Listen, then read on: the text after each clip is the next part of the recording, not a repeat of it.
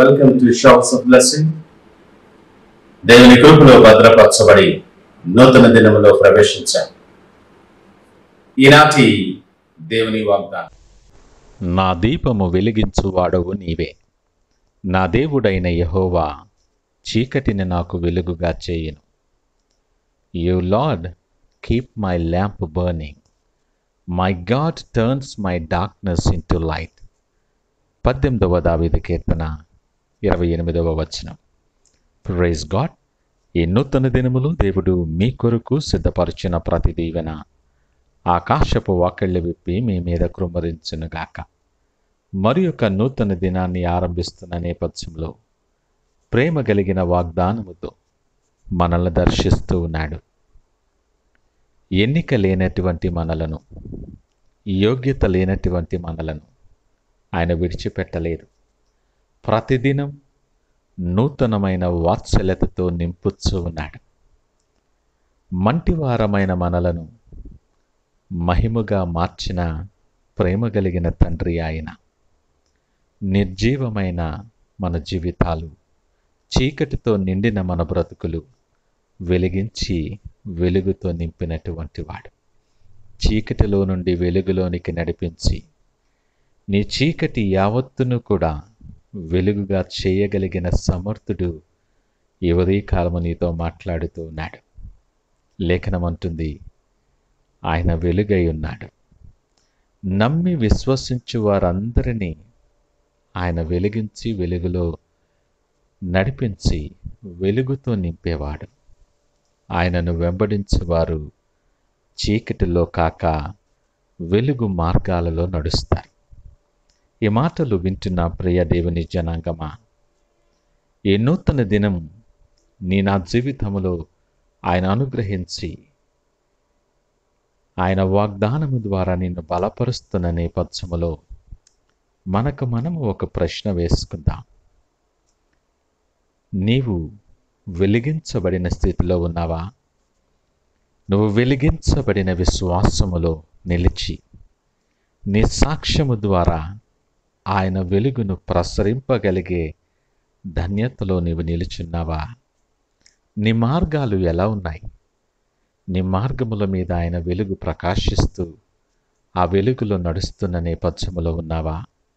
ఆయన బిడ్డలమని, విశ్వాసులమని చెప్పుకుంటూ ఇంకా చీకటిలో ఎలా జీవించగలం? ఆయనలో చీకటి ఎంత మాత్రము లేదు. ఆయనను హత్తుకొని ఆయనను కలిగి జీవించువారు వెలుగు సంబంధులుగా ఉంటారు. మన పరిస్థితులను బట్టి, మన ఆలోచనలను బట్టి, మనము సాధించిన గొప్ప విషయాలను బట్టి వెలిగిపోతున్నాము అనుకొని నువ్వు సంతోషిస్తూ ఉండగానే వెలుగు మసగబారిపోతుంది. చాలాసార్లు దీపములో నూనె సన్నగిల్లి బలహీనపడిపోతుంది. వెలుగైనటువంటి ఆయనను నీ జీవితంలోనికి ఆహ్వానిస్తే నీ దీపము ఎన్నడూ క్షీణించదు. నీతి సూర్యుడైనటువంటి ఆయనే నీకు నిత్యమైన వెలుగుగా ఉంటాడు. నీ ఆరోగ్య పరిస్థితులు, నీ కుటుంబ పరిస్థితులు, నీ ఆత్మీయ జీవితం, నీ ప్రార్థన, నీ విశ్వాసము, నీ సాక్ష్యం, వీటన్నిటిలో వెలుగు క్షీణిస్తుందా? ఒకవేళ నీవు బలహీనపడుతున్నట్లయితే ఆయన వాగ్దానము ద్వారా నిన్ను బలపరుస్తూ ఉన్నాడు. వెలుగైనటువంటి ఆయనను హత్తుకొని ఆయన మార్గములోను నడిచినప్పుడు చీకటి నీ జీవితంలో ఉండదు. ఇంతవరకు నీ ప్రతి పరిస్థితులలో చీకటి రాజ్యమేలిందేమో, ఇది అనుకూలమైన సమయం. ఆయన పిలుపునిస్తూ ఉండగానే నిన్ను వెలిగించేవాడు, వెలుగులోనికి నడిపించువాడు, నిత్యమైన వెలుగుగా నీకు ఉండువానిని ప్రేమతో నీ జీవితంలోనికి ఆహ్వానించు. ఈ నూతన దినములు ఆయన కొరకు నీ హృదయ ద్వారాలు తెరవగలిగితే, ఆయన నీ జీవితంలోనికి ఆహ్వానించగలిగితే, నూతనముగా నువ్వు వెలిగించబడి నూతనమైన ప్రకాశము నీ మీద కురుంభరించబడి ఈ నూతన దినం ఆశీర్వాదకరముగా, ఆయనకు మహిమకరముగా ఆయన మార్చగలిగిన సమర్థుడు.